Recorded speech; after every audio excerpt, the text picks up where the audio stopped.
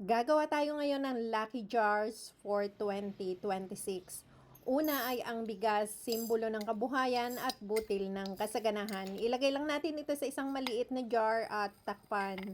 Ang susunod naman ay asin. Marami ang naniniwala na nakakaalis ito ng malas o negatibong enerhiya. At kapag ka may asin, dadaloy ang positibong enerhiya o swerte. Ang susunod naman ay asukal. Simbolo ito ng masayang buhay, magandang relasyon lalo na sa pamilya at sa kabuhayan. Ang susunod naman dito ay ang munggo. Ang munggo ay maliliit na butil pero kapag ka ito ay niluto na, dumadami ito, hindi nauubos na biyaya at matatag na kabuhayan. Ang tubig ay sumisimbolo ng patuloy na pagdaloy ng swerte at kasaganahan sa pera o negosyo. At ang barya naman ay sinasabing magdadala ito ng pagiging handa sa gastusin at pag-asang may pera lagi.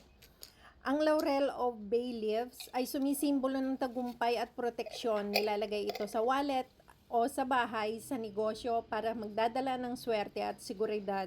At ang huli ay ang bulak, simbolo ng magaan na daloy ng pera at mas magaan na pakiramdam sa pamumuhay. At panghuli, nasa sa atin pa rin kung paano natin ihahandle ang ating pamumuhay, kung paano tayo magtatrabaho at magtitiyaga. Lakipan lang natin ito ng pagdarasal sa Diyos. Kung nagustuhan mo ang videong ito, huwag kalilimutang i-share. Maraming salamat sa patuloy na pagsuporta at sa palaging panonood ng aking mga simpleng videos.